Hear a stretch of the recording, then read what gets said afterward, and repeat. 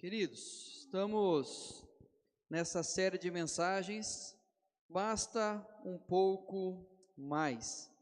O que nós temos conversado é exatamente uma tentativa de sair do comum, de sair daquilo que é corriqueiro, daquilo que nós fazemos sempre, para fazermos um pouquinho mais, para tentarmos dar um passo a mais, colocarmos um pouco mais de vontade naquilo que nós estamos fazendo. Então não basta saber que nós já estamos fazendo ou tentando fazer, mas uma decisão nossa de fazermos um pouco mais. Exatamente firmado naquilo que nós temos no livro de Eclesiastes: tudo quanto tiver a mão para fazer, faze-o conforme as tuas forças. Como diz nos versículos seguintes, vale mais um cão vivo do que um leão morto. Significa que se nós estamos vivos, nós somos capazes de fazer. Se Deus tem nos dado vida, é porque nós temos algo a fazer, e que nós o façamos com toda a nossa força. E nós temos aprendido aqui que isso torna-se possível a partir da nossa relação com Deus. Isto vem da mão de Deus, pois separado deste, quem pode comer ou quem pode alegrar-se? É a certeza que a partir de Deus nós temos forças para prosseguir. A partir de Deus nós podemos comer, beber e fazer, na certeza que estará conduzindo a nossa vida. E nós temos aprendido que viver intensamente e intencionalmente cada momento só é possível de forma sábia e saudável quando somos conduzidos e orientados por Deus.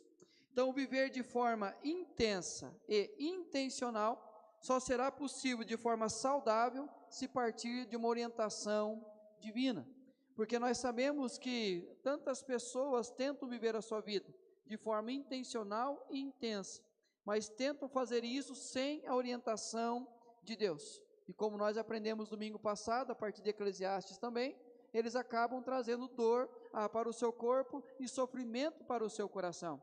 Mas quando nós entendemos que Deus nos orienta, nós aprendemos a fazer o que é correto. Quando aprendemos a importância da sabedoria prática, o que nós temos falado sobre sabedoria prática é exatamente buscar em Deus a sabedoria e praticarmos a sabedoria, colocarmos em prática aquilo que nós aprendemos. Quando aprendemos a importância da sabedoria prática, a qual Deus nos dá quando lhe pedimos, e devemos colocá-la em prática quando a recebemos. A certeza que nós temos é que Deus ouve o nosso pedido, e muito mais do que ouvir o nosso pedido, Deus nos dá a sabedoria.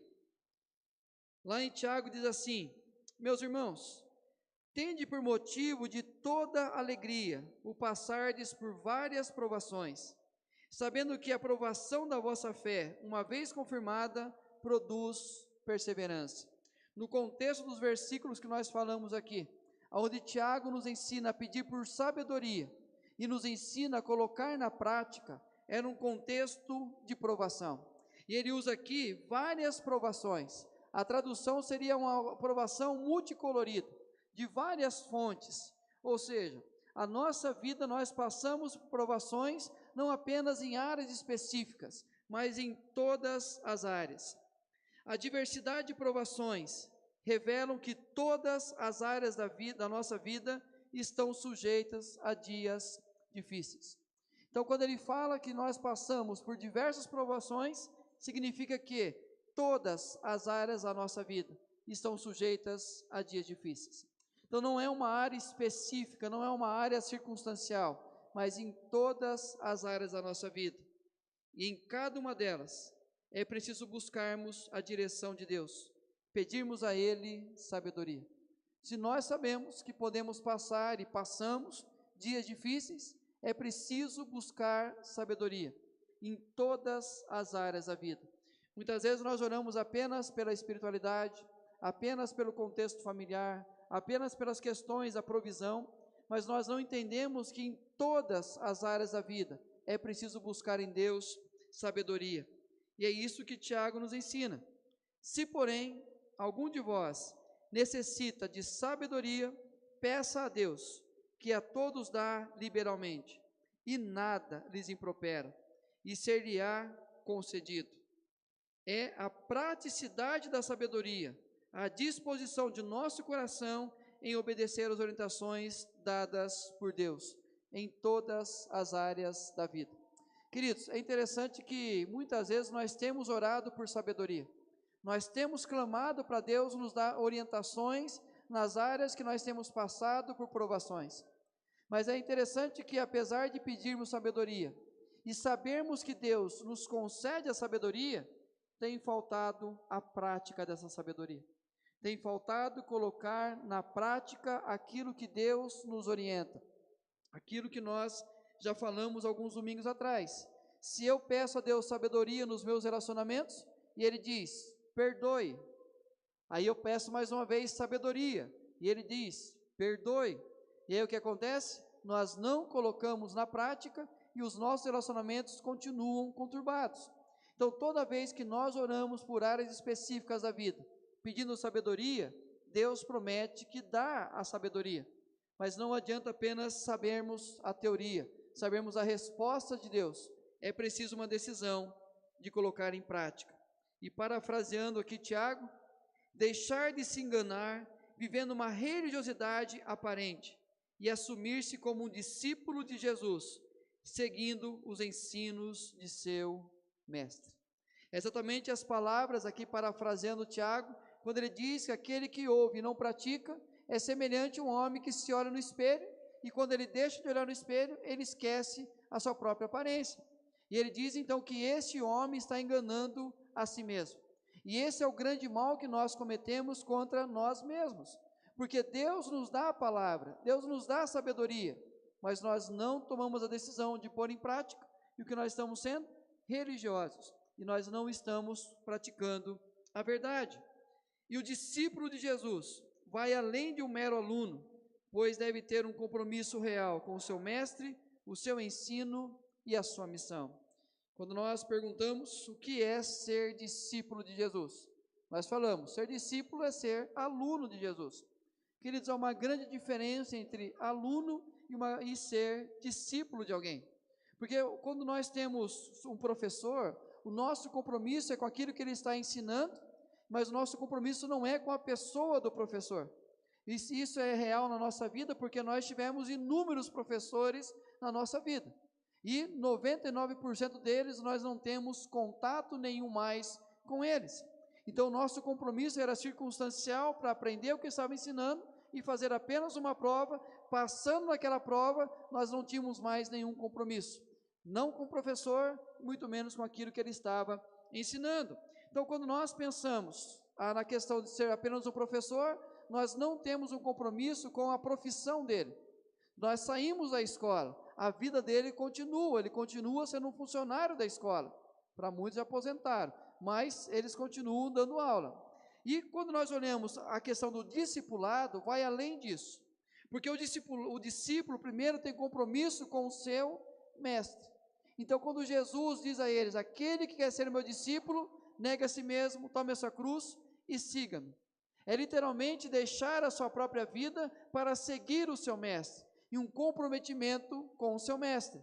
É o que nós encontramos após a morte de Cristo, o compromisso que os seus discípulos tiveram, que eles foram também levados à morte, pronto a morrer pelo seu mestre. Mas também um compromisso com o ensino do seu mestre. Tudo aquilo que Jesus ensinava aos seus discípulos, eles deveriam praticar. Da mesma forma com a missão do seu mestre. Quando ele assunta aos céus, ele diz aos discípulos, vocês continuarão a obra, a missão será continuada por meio de vocês. E nós entendemos então que ser discípulo de Jesus, nós precisamos primeiro um compromisso com Jesus, depois um compromisso com o ensino e com a missão. Isso nos ensina que é preciso viver Cristo em toda a nossa vida e a vida toda. Ser discípulo de Jesus é viver Cristo na vida toda e em toda a nossa vida. É querer viver um pouco mais dos ensinos das Escrituras em cada área de nossa vida. Então é entender que eu quero um pouco mais, eu quero viver um pouco mais as Escrituras como aprendemos domingo passado, e viver um pouco mais as Escrituras em cada área da nossa vida. E é sobre isso que nós começaremos hoje a conversar nessa série. Um pouquinho mais de viver as Escrituras em cada área da nossa vida. E a primeira área, a sabedoria prática em nosso contexto familiar. Como nós podemos querer um pouco mais de sabedoria prática em nosso contexto familiar. 1 Pedro 3, do 1 ao 7.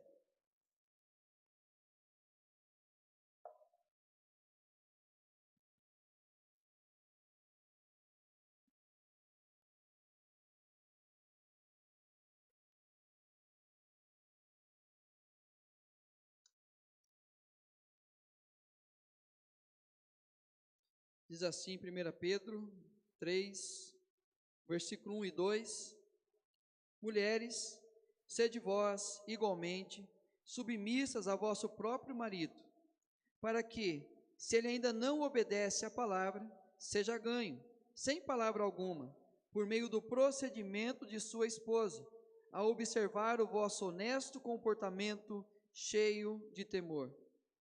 Versículo 3 e 4: Não seja o adorno da esposa o que é exterior, como frisado de cabelos, adereços de ouro, aparatos de vestuário.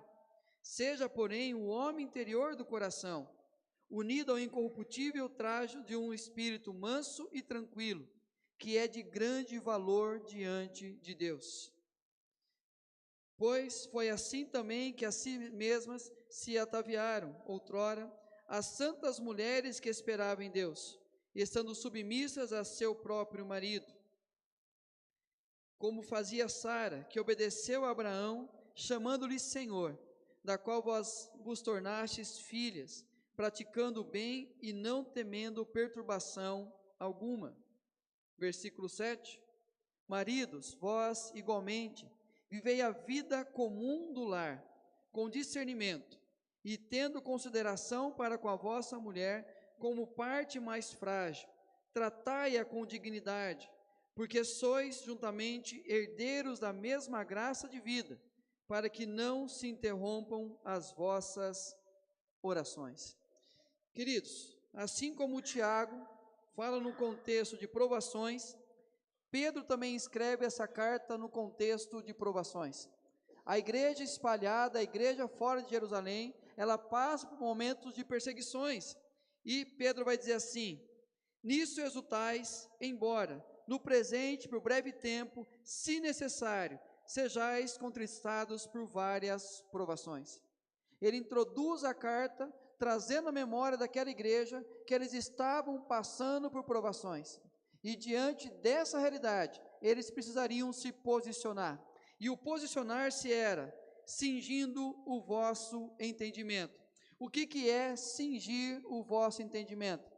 É literalmente, naquele período, você colocar um uniforme para trabalhar, colocar uma roupa que fosse mais prática para desempenhar determinado serviço.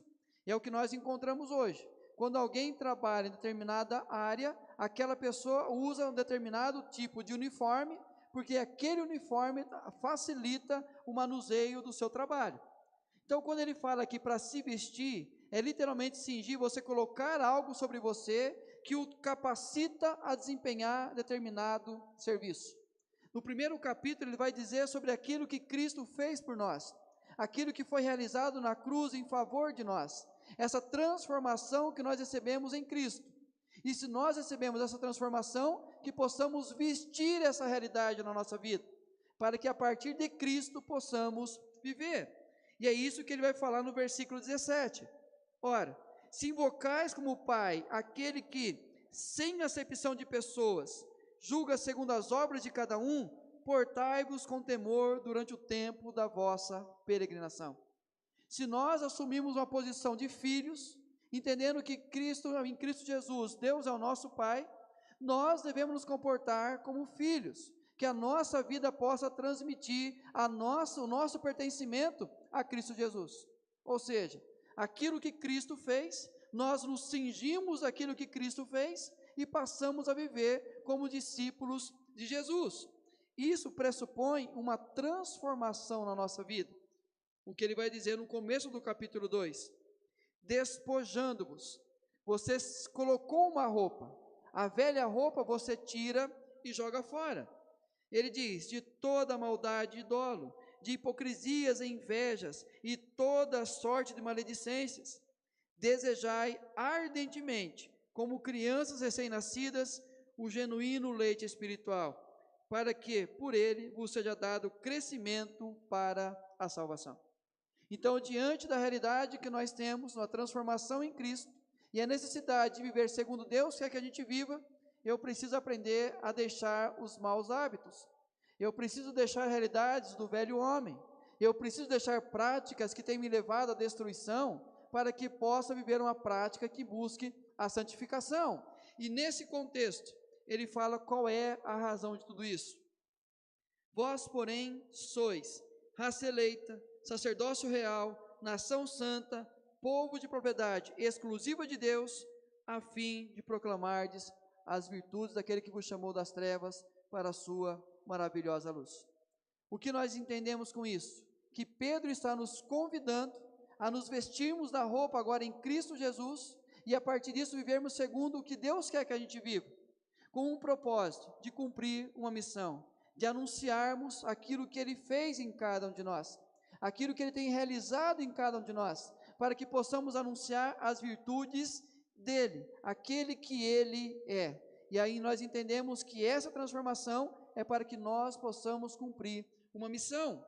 Queridos, o pertencimento, mediante essa transformação, fortalece a missão.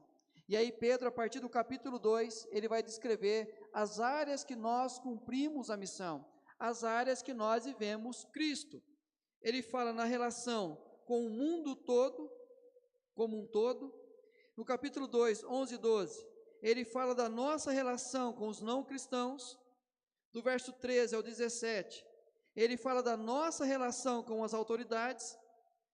No versículo 18 ao 25, na nossa relação profissional.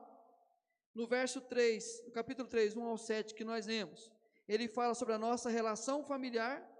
E nos versículos seguintes, ele fala na relação com todos, em especial em os irmãos da fé.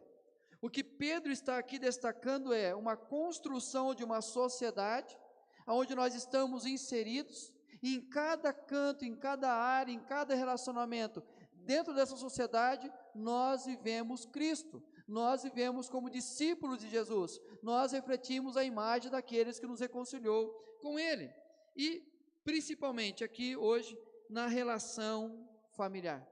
A importância de vivermos no contexto família, essa realidade do que Cristo tem construído na vida de cada um de nós.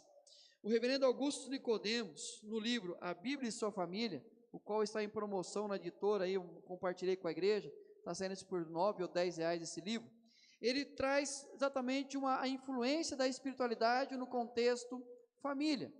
E ele fala 3 frases. Não podemos dissociar espiritualidade de vida familiar. Todos nós queremos ser bons cristãos, cheios do Espírito Santo. Disso não temos dúvida. Não tem como dizer, bom, peraí, aqui a minha vida espiritual é uma coisa, minha vida familiar é outra realidade. Então nós não podemos misturar. Ele fala que não, que isso não pode dissociar. E ele diz, podemos começar a ser cheios do Espírito Santo, colocando em ordem o nosso casamento e o nosso relacionamento com os nossos filhos e com os nossos pais. Se nós queremos ser cheios do Espírito Santo, que comecemos em casa, que comecemos na prática do nosso relacionamento com esposa e esposa e com os filhos e pais. E ele conclui da seguinte maneira, não podemos deixar de ver que a vida espiritual afeta diretamente o casamento e a família. Há uma profunda ligação entre as dimensões vida cheia do Espírito e vida familiar. Nós entendemos então que a nossa vida com Deus precisa refletir imediatamente na nossa vida com o nosso próximo. Portar-se com temor durante o tempo da nossa peregrinação é portar-se como filhos de Deus, os quais refletem em todas as áreas da vida esta relação. Então, em todas as relações, não tem como dissociar a nossa vida com Cristo. É a aceitação do ensino das Escrituras como única regra de fé e prática, rejeitando todas as ideologias do nosso tempo. É interessante aqui, já destacando a questão das ideologias do nosso tempo. Quando eu lia o capítulo 3, do verso 1 ao 7, muitos de nós ouvíamos com o filtro das ideologias do nosso tempo. Quando nós ouvimos, mulher, sede vós igualmente submissas ao vosso marido, nós ouvimos submissão com a ideologia do nosso tempo, com esse filtro, e não com o filtro da palavra. Quando nós ouvimos que o homem seja participante do lar, nós ouvimos com a mesma maneira, com o filtro das ideologias do nosso tempo. E nós temos o desafio de rejeitar essas ideologias, para que possamos voltar às Escrituras. É a decisão de ver um pouco mais a sabedoria prática em nosso contexto familiar. O que nós aprendemos com a carta de Pedro é exatamente isso, uma decisão de ver a sabedoria prática, não apenas a teoria, o que é a função de cada um, mas colocarmos em prática aquilo que Deus ensina na sua palavra. E 3 lições em relação a isso, de sabedoria prática em nosso contexto familiar. Primeiro, testemunhando a superioridade de Cristo. Nós começamos a viver essa prática no nosso contexto, quando nós damos testemunho que Cristo é superior. É interessante que ele fala em relação à mulher, o marido em relação à mulher que é crente, vai dizer assim: ao observar o vosso honesto comportamento cheio de temor. A mulher mostra através do seu comportamento o seu temor a Cristo. Da mesma forma o homem, porque sois juntamente herdeiros da mesma graça de vida, para que não se interrompam as vossas orações. O que Pedro quer dizer? O testemunho da mulher e o cuidado oferecido pelo homem revelam a compreensão que ambos têm do senhorio de Cristo sobre eles. Quando a mulher testemunha através da sua prática diária, a sua submissão, ela está revelando quem é o seu Senhor. Quando o homem compreende a sua necessidade de envolver-se com as coisas do lar e viver a vida comum do lar, e cuidar da sua esposa, cuidar do seu lar, cuidar da sua família, da mesma forma ele está dizendo: Cristo é o meu Senhor. Olha que interessante o que F.F. Bruce fala, nesse caso em relação à mulher. A imitação de Cristo, e não a pregação constante, é prescrita como método para ganhar o seu marido. Assim, como espírito dócil, ela suporta tudo que lhe é infligido e com espírito tranquilo, não dá motivo para ataque. Assim, demonstrando silenciosamente a superioridade de Cristo sobre a sua vida. O testemunho da mulher, temendo a Cristo, mostra que ele é superior à sua vida. Mas vamos trabalhar aqui separadamente. Primeiro a mulher, depois o homem. Aqui em relação à mulher, para que, se ele, o seu marido, ainda não obedece à palavra, seja ganho sem palavra alguma por meio do procedimento da sua esposa. Queridos, dentro desse contexto, primeiro é necessário a rejeição de ideologias que promovam a destruição do lar. O que nós encontramos hoje é a facilidade de famílias serem destruídas, porque permitem que as ideologias do nosso tempo invadam o nosso lar. O grande mal do nosso tempo, entenda isso sem o filtro da ideologia do nosso tempo. O grande mal que nós vivemos hoje é uma sociedade onde o homem e a mulher alcançaram liberdade financeira.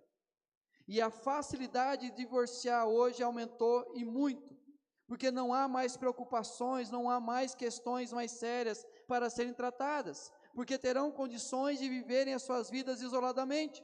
E esse é o grande mal do nosso tempo, porque nós encontramos exatamente as ideologias que adentram os lares e destroem, aonde há uma grande disputa dentro do contexto família, há uma grande desunião no contexto família, há uma grande divisão, cada um puxando para um lado, e aí as mulheres acabam sendo contaminadas por essa realidade, aonde infelizmente elas permitem que as falsas profetas do nosso tempo, ou aquelas que usam da psicologia moderna para tentar influenciá-la, faz com que as mulheres acreditem que basta deixar a sua família, deixar o seu esposo, que a felicidade vai abraçá-la rapidamente. E aí o grande mal acontece porque permite que essas ideologias destrutivas entrem nos seus lares. Queridos, não só isso, a negação da objetificação da feminilidade. Isso é preciso que aconteça. A mulher deixar de se assumir como objeto. Eu vou pôr 3 músicas aqui, que você ouve aí de vez em quando nos vídeos, nos rios, no TikTok, o que fala em relação às mulheres. Eu não vou fazer isso. Eu sei que temeram agora, eu não vou fazer isso. Porque o que se fala em relação à mulher, aquilo que o feminismo buscou, conquistou, que aplaude o que conquistou, nada mais foi do que transformar a mulher num objeto. Aonde a mesma própria prática de tentar liberar o aborto, nada mais é para que a mulher se torne mais uma vez agora um objeto sem o homem ter um compromisso. Ele pode apenas usufruir do corpo dela dizendo, se eu não quero ser pai, ela vai e tira o seu próprio filho. É essa a realidade que nós estamos vivendo no contexto sociedade, aonde a mulher assumiu um lugar de objeto. Mas o apóstolo Pedro vai dizer que nós não podemos permitir que isso adentre aos nossos lares. Ele vai dizer que a mulher não venha tentar ganhar o seu marido, se ataviando, se maquiando, se preparando, apenas para aquilo que é externo, apenas para aquilo que é aparente, apenas aquilo que se usa para seduzir circunstancialmente. E queridos, isso acaba entrando nos lares, onde as mulheres usam o próprio sexo em si, para tentar conseguir o que ela deseja, ou negando o próprio sexo em si, apenas para que o marido faça aquilo que ela quer que ele faça. E aí nós permitimos que as ideologias adentrem aos lares, e as mulheres usam aquilo que é externo, para tentar valorizar o seu próprio contexto. Mas Pedro vai dizer, não façam isso, mulheres. Não é aquilo que é de fora, que vai fazer com que o seu marido valorize você. Não é isso que vai trazer sobre a sua vida um reconhecimento, e vai mostrar que você teme a Cristo. Mas é seu homem interior, é o seu temor, a sua relação com Cristo. Queridos, isso é fundamental, negar esse lado que as mulheres se tornaram um objeto. Mas também, mulheres, a aceitação de ser instrumentalidade para abençoar seu lar. Se tem um versículo que as mulheres sabem de cor e salteado, é que a mulher sábia edifica a sua casa. Mas nós esquecemos que ele continua, e a tola com as próprias mãos a derruba. Nós sabemos o poder que a mulher tem para mudar um ambiente familiar, o poder que a mulher tem para mudar o clima, o ambiente todo. Tem um vídeo que circula aí que fala exatamente isso, onde se o homem acorda mal-humorado, é só ele mal-humorado. Se os filhos acordam mal-humorados, são os filhos mal-humorados, cada um no seu canto. Mas se a mulher acorda mal-humorada, ela tem condição de influenciar o ambiente todo. A maneira de conversar, a maneira de dar ordem, a maneira de fazer as coisas acontecerem, todo mundo fica tenso naquele dia. E aí nós percebemos a importância das mulheres na edificação do seu lar, assumir essa posição de ser instrumento de Deus para abençoar a sua família. Ele diz assim, ao observar o vosso honesto comportamento cheio de temor. Calvino, Pedro mostra que as esposas de uma vida santa e piedosa poderiam fazer o suficiente para preparar seus maridos, sem falar com eles sobre religião, para abraçar a fé em Cristo. Mulheres tementes ao Senhor, levam os maridos a entender a importância de caminharem com o Senhor, e aquilo vai constrangendo o coração deles, vai amolecendo o coração deles, e chega em determinado momento e fala assim, não tem como eu fugir desse Senhor, não tem como deixar a minha vida simplesmente caminhando do jeito que ela está, eu preciso entregar o meu coração a Cristo. Queridos, esse é o papel da mulher, para que a mulher possa construir através do testemunho, que Cristo é Senhor da sua vida. Mas tem a questão dos homens, tendo consideração para com a vossa mulher como parte mais frágil, tratai-a com dignidade, porque sois juntamente herdeiros da mesma graça de vida, para que não se interrompam as vossas orações. Queridos, na mesma sequência, a rejeição de ideologias que promovam a destruição do lar. Aqui a mesma realidade de nós homens. Nós muitas vezes permitimos que aquilo que o mundo faz, aquilo que os outros estão fazendo, ou aquilo que nós achamos que deve ser feito, nós começamos a trazer para nós como verdade e simplesmente permitimos que adentre aos nossos lares e nós destruímos as famílias. Infelizmente nós percebemos o quanto tem aumentado o feminicídio, o quanto tem aumentado a violência no lar em relação às mulheres, simplesmente porque tentaram resgatar uma masculinidade que nós não sabíamos como era para viver essa masculinidade. Nós simplesmente fomos colocados numa posição para tentar resgatar à força aquilo que nós omitimos ao longo do tempo. Aquilo que nós deixamos de fazer o nosso papel de homem e permitimos que outras pessoas passassem a fazer, nós não sabemos como retomar isso e partimos então muitas vezes para a ignorância. E tentamos impor a nossa força, tentamos impor a nossa opinião, tentamos impor o nosso jeito, e é hora que as famílias estão se destruindo, é hora que a família está simplesmente tentando sobreviver, mas muitos lares já não tem como fazer. E aí dentro desse contexto, a negação da cultura patriarcal descontextualizada. Se tem algo que é descontextualizado no nosso tempo, é a chamada cultura patriarcal. Por quê? Quando fala assim, nós, sociedade, precisamos tirar essa cultura patriarcal, que o homem é o cabeça, que o homem é o Senhor, e achamos que isso é aquilo que oprime as mulheres. Mas quando nós partimos para o conceito bíblico, onde nós vemos a importância do homem ser responsável pela vida da sua esposa, de proteger a sua esposa, de honrar a sua esposa, de sustentar a sua esposa, de apresentá-la diante de Deus, nós percebemos que o contexto do patriarcal é simplesmente aquele que está pronto a morrer pela sua esposa, aquele que está pronto para sair para a guerra, para o combate, para defender o seu povo. É isso que Neemias fala quando vai para a guerra. Ele diz, vocês vão sair para a guerra e vão lutar pelas esposas de vocês, vão lutar pelos filhos de vocês. Essa é a cultura patriarcal. Aquele homem disposto a defender a sua esposa com todas as suas forças. Ou como nós encontramos em Efésios, aquele que está pronto a morrer pela sua esposa. Mas infelizmente o contexto que nós temos patriarcal é exatamente aquele que é o Senhor do lar, aquele que a palavra dele sempre vai dominar a família, e aquele que vai oprimir todos os seus da casa. Queridos, aí muitas vezes nós estamos querendo ainda continuar vivendo uma realidade daquela que traz o sapato para a gente na porta de casa, aquela que tira a mesa para a gente, aquela que põe a comida no nosso prato, aquela que o tempo todo tenta cuidar de nós, e nós esquecemos que nós temos uma esposa e não temos a nossa mãe. E aí infelizmente os lares estão se destruindo, porque a esposa não encontra no homem aquele que lhe dá estabilidade, aquele que lhe dá segurança, porque nós tentamos ser da cultura patriarcal apenas aquele que manda fazer, e aí então a família está se destruindo. Nós precisamos negar essa cultura, e a aceitação de instrumentalidade para abençoar o seu lar. Homens, nós temos um papel fundamental de abençoar a nossa família. Nós podemos trazer a maldição para o nosso lar, ou podemos ser o canal de entrada de bênção da nossa casa. É entender que nós temos um compromisso, uma responsabilidade diante de Deus, para que aquilo que seja feito no lar, se torne possível a partir de decisões nossas.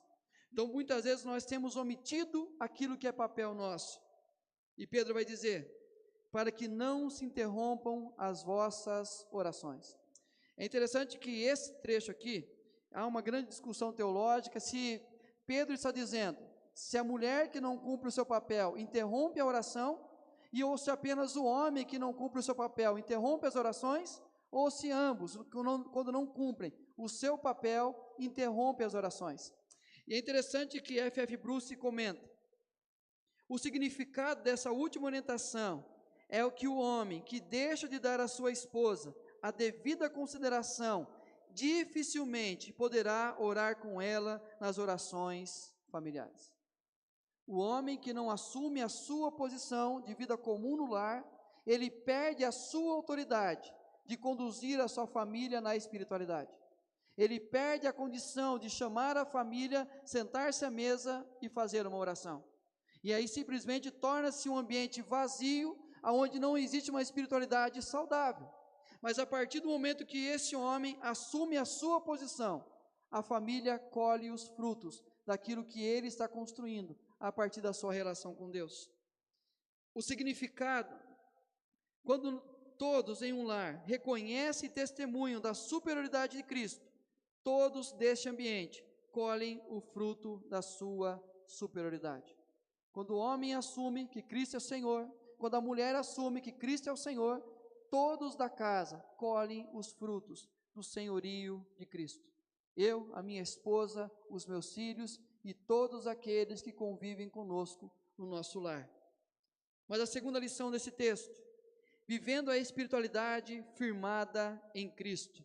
Sabedoria prática em nosso contexto familiar, vivendo a espiritualidade firmada em Cristo. Olha o que ele fala em relação ao homem e em relação à mulher. Para que, se ele ainda não obedeça à palavra, seja ganho, sem palavra alguma, por meio do procedimento de sua esposa. Ele fala de espiritualidade da esposa, mas ele continua no versículo 7.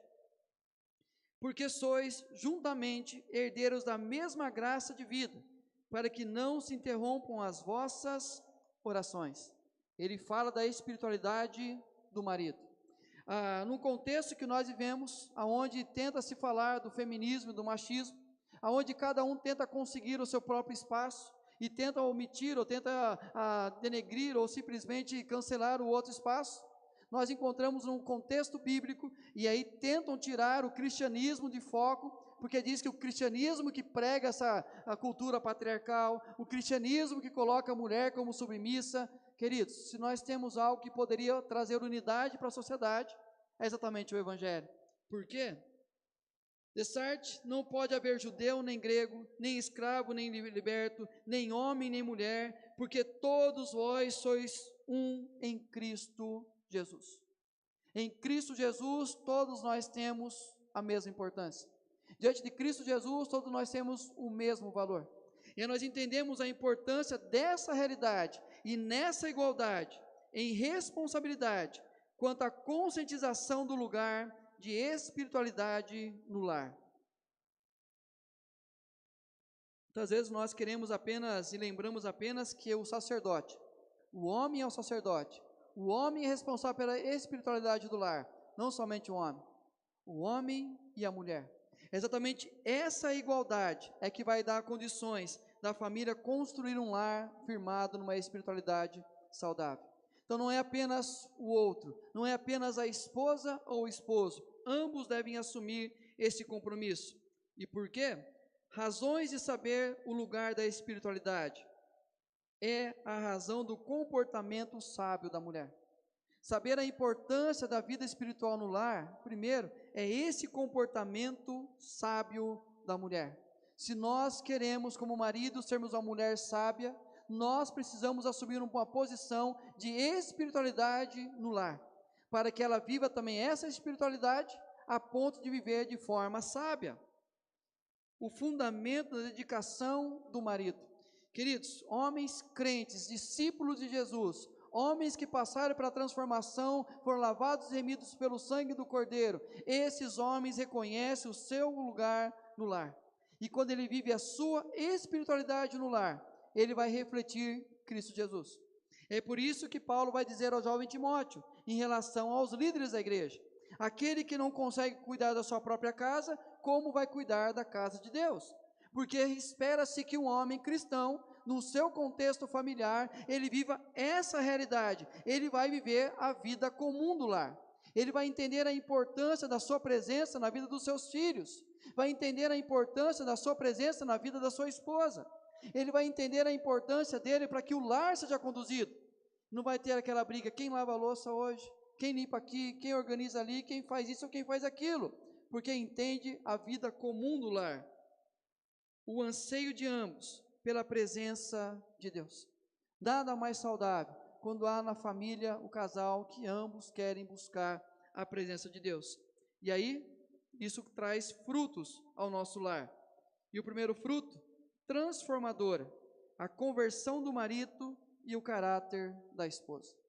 Quando nós vivemos a espiritualidade na nossa família firmada em Cristo, primeiro fruto, a conversão do marido.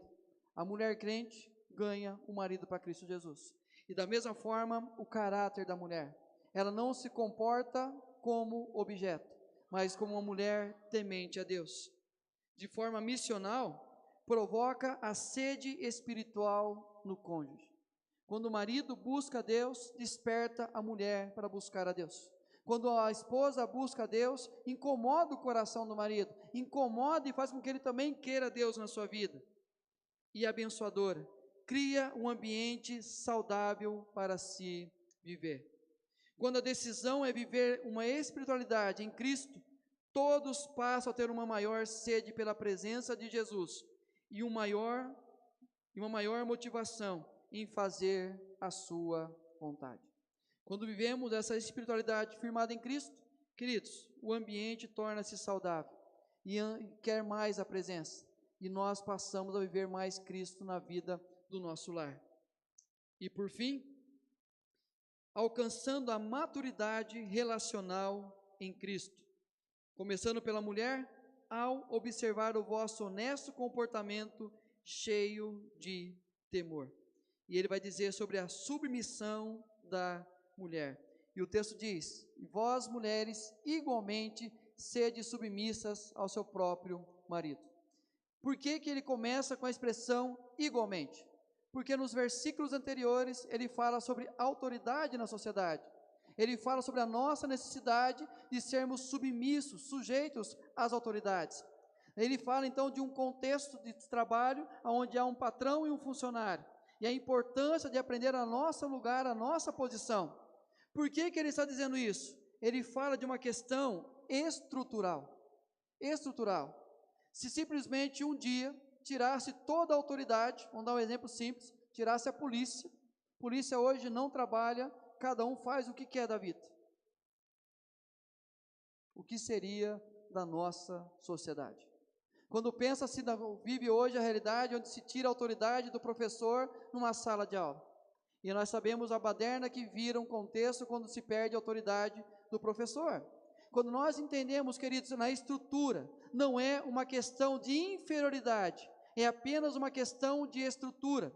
Por isso que não diz que as mulheres são submissas a todos os homens. Não, é igualdade como um todo, mas ela seja submissa ao seu próprio marido.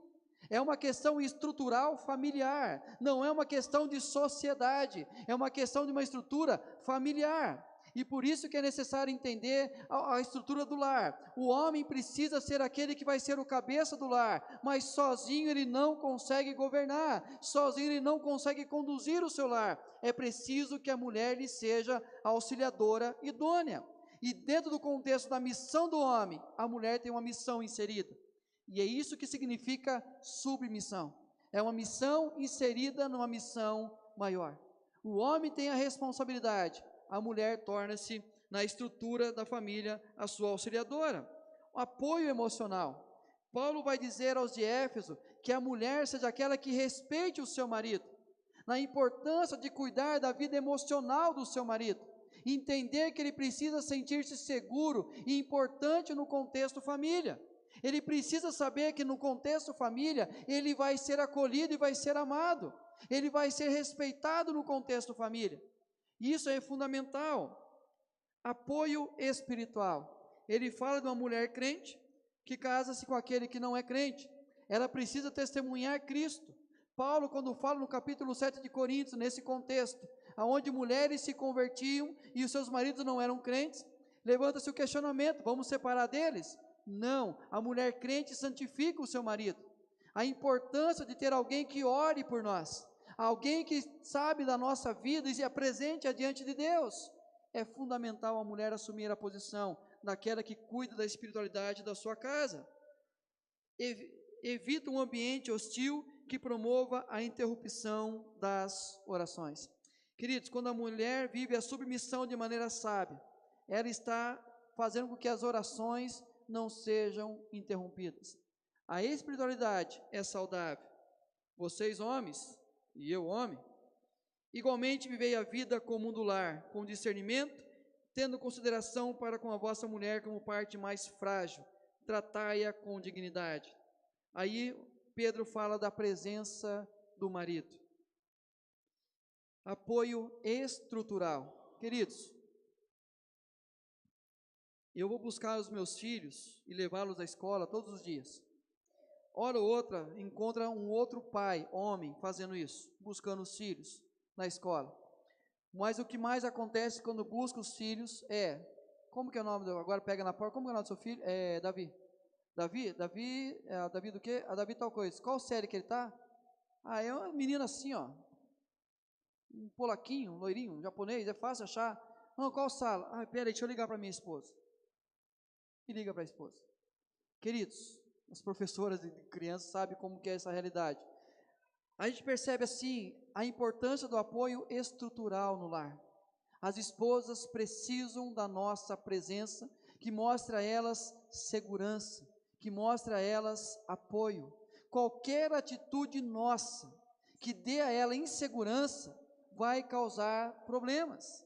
Qualquer atitude que nós temos na nossa vida, que leve a esposa a questionar se nós estamos dispostos a morrer por elas, causará desespero nas nossas esposas, porque Deus construiu essa estrutura familiar e nos colocou como cabeça do lar, como aquele que é responsável pela família, aquele que vai proteger o seu lar. Isso eu vejo na minha casa, quando aparece algum bicho estranho, é desesperador lembrar que eu sou o homem da casa. Não é o que acontece? O Davi hoje falou assim: pai, tem uma aranha, tipo tarântula no banheiro. Eu, Janaína, vai ver lá se é tarântula mesmo, se for eu vou. Era aquela aranha de perninha comprida, tarântula. Mas sempre nós iremos. Por quê? Simplesmente porque é questão que Deus nos criou assim, a estrutura é essa. Quando nós éramos crianças, a mãe saía trabalhar, o pai saía trabalhar, a mãe falava assim: o pai está chegando. Nós tínhamos um pavor, porque tudo corria, organizava a casa. Quando o seu pai chegar, a coisa vai resolver. Queridos, por que que isso acontece? Porque Deus nos fez homens como autoridade. A questão da estrutura da família é fundamental. E nós temos que nos tornar participantes. Apoio emocional. O que nós temos hoje são mulheres doentes, mulheres enfermas, porque simplesmente não encontram nesse contexto homens que participam do lar. E por consequência disso, elas assumem situações que não deveriam assumir, assumem posições que não deveriam assumir, tomam decisões que não deveriam tomar. E diante disso, as nossas mulheres estão adoecendo. Queridos, quando nós entendemos a nossa relação com Cristo, nos tornamos maduros o suficiente para nossas esposas se apoiarem em nós. E o apoio espiritual. Ele diz que vocês são igualmente na presença de Deus. Nós assumimos a posição espiritual. E aí uma pergunta simples para nós homens: qual foi a última vez que você orou pela sua esposa? Qual foi a última vez que você orou pela vida e pelos sonhos da sua esposa? Não é para Deus transforme a mulher desse jeito difícil, não é para você, sabe? Orar para que ela seja abençoada, para que ela seja abençoadora, para que ela possa ter uma semana feliz. Qual a última vez que você orou pelos seus filhos, os apresentando diante de Deus para que Deus os abençoe, para que Deus possa cuidar deles ao longo dos dias? Nós deixamos a responsabilidade para a esposa e esquecemos o nosso papel importante. E quando nós omitimos isso, evita um ambiente hostil que promova a interrupção das orações. Quando nós aprendemos a viver isso, nós evitamos simplesmente um ambiente que não tem como falar de Deus. Muitas vezes nós não conseguimos falar de Deus na nossa casa, não conseguimos parar para orar, porque o clima é pesado demais. O clima é hostil demais. A relação é pesada demais. E parece que nós somos hipócritas, como falamos assim: vem aqui para a gente orar junto. Queridos, quando nós sentimos dor em relação a isso, é porque nós precisamos trazer essa nossa maturidade a partir de Cristo. A estabilidade conjugal depende da decisão de ambos em crescer em sua relação com Cristo e assim sendo preparados para relacionar-se com o seu cônjuge. A minha maturidade com Cristo abençoa minha esposa. A maturidade dela com Cristo me abençoa. E a nossa maturidade abençoa os nossos filhos. A estruturação necessária para que se crie um ambiente saudável de apoio mútuo, fortalecendo todos nesta relação. Queridos, as 3 partes da mensagem eu terminei dizendo que a estrutura da família, do casal, constrói uma estrutura abençoadora na família. E aí eu fico imaginando o nosso contexto, onde tem noivos, onde tem adolescentes, onde tem jovens, onde tem pai, onde tem apenas mãe, onde tem apenas um da família, e nós pensamos assim, como que eu posso viver essa realidade se nós não temos esse contexto perfeito, o contexto onde tudo se fala que é assim que deve ser? Queridos, o que Pedro está dizendo aqui são de estruturas da sociedade, estruturas da sociedade. Então, dentro desse contexto, estrutura da sociedade, nós devemos nos posicionar, e diante desse posicionamento, todos são abençoados. Se nós somos apenas, nós, a nossa casa, cristãos, oremos por isso. Nós traremos à nossa casa a bênção. Se apenas o filho é crente, o filho ore para que ele seja um canal de bênção na sua casa. Se apenas a esposa ou o esposo é crente, que ele traga esse contexto no nosso lar. Queridos, diante dessa realidade, basta um pouco mais de sabedoria prática em nosso contexto familiar, testemunhando que Cristo é Senhor, vivendo a espiritualidade firmada em Cristo e alcançando a maturidade relacional em Cristo. Tudo a partir de Cristo. E ele diz assim: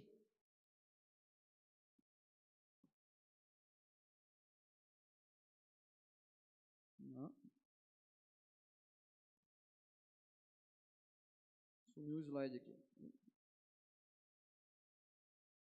Agora vai. Aí.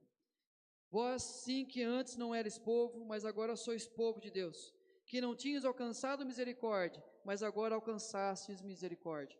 Queridos, nós passamos pelo processo da transformação, nós passamos pelo processo da conversão. Hoje nós somos povo de Deus, e como povo de Deus, isso alcança também os nossos lares. A preocupação de Pedro era sobre as estruturas sociais, era sobre a construção de ambientes saudáveis, os quais proporcionariam a prosperidade da sociedade, do trabalho e da família. Imagina se toda a sociedade fosse cristã, toda a sociedade. Você andaria tranquilo pelas ruas, porque saberia que as autoridades cumpririam apenas o papel deles, que era punir aquele que era o contraversor. E aí você tinha sossegado, andar tranquilo. Da mesma forma, no seu trabalho, se todo mundo fosse crente, você não temeria o seu patrão, e o seu patrão não acharia que você estaria enganando a ele, porque todos cumpririam o seu papel. Essa é a expectativa que temos que ter do contexto familiar, onde cada um de nós cumprimos o nosso papel. Lares que querem um pouco mais de sabedoria prática, criam filhos obedientes e respeitosos, pais sábios e tementes, casais maduros e abençoadores. É esse o fruto que nós colhemos, quando nós queremos um pouquinho mais da palavra de Deus de forma prática no nosso contexto. É onde nós construímos um ambiente extremamente saudável, para o esposo, para a esposa, para a mãe, para o filho, para cada um que faz parte do nosso contexto família. É onde nós entendemos que quando nós queremos um pouco mais, o nosso lar torna-se um ambiente saudável, para que as orações não sejam interrompidas. E que sejamos cada vez mais canais de bênção no nosso lar. E que Deus faça de nós sempre, homens e mulheres, maridos e esposas, jovens, crianças e adultos, que temem ao Senhor e vivam um pouco mais da palavra no contexto família. Quero orar por você, orar pela sua família e pedir a Deus que nos conceda essa graça de mudar aquilo que é necessário para que a nossa família colha os frutos dessa mudança. Pai, há tanta coisa para mudar no contexto família, Deus. Há tanta realidade que nós precisamos, ó Deus, tomar uma posição de querer algo mais, de buscar um pouco mais da prática das Escrituras Sagradas. Nós pedimos ao Senhor, ó Deus, que o Senhor oriente pelo Teu Santo Espírito, trazendo ao nosso coração, à nossa mente incômodo, ó Deus, de tal forma que possamos nos conscientizar daquilo que é preciso fazer, para que a nossa família colhe os frutos desta mudança, Pai. O Senhor conhece a estrutura de cada lar, de cada família aqui. O Senhor conhece cada coração, ó Pai. E o Senhor sabe o quanto nós somos influenciados pelas ideologias deste mundo, ou mesmo, ó Deus, pelas nossas próprias verdades, ó Deus. E aí tentamos, ó Deus, nos refugiar, nos esconder, porque achamos que não somos capazes de mudar. Mas quando nós entendemos que família é projeto do Senhor, ó Deus, e o Senhor, ó Pai, se faz presente estruturando a nossa casa, nós pedimos ao Senhor, ó Deus, que o Senhor visite cada coração aqui, e pelo poder do Teu Santo Espírito, traga conversões, ó Deus, arrependimento, mudança, pelo bem da nossa casa, pelo bem do nosso casamento, pelo bem dos nossos filhos, pelo bem da esposa, do esposo, pelo bem dos nossos pais, para que a nossa família seja um ambiente saudável à prática da oração, e assim, Deus, transmita essa verdade da Tua presença. Faz isso, ó Deus, sobre cada um de nós. É o que nós lhe pedimos, ó Deus, em nome do Senhor Jesus. Amém.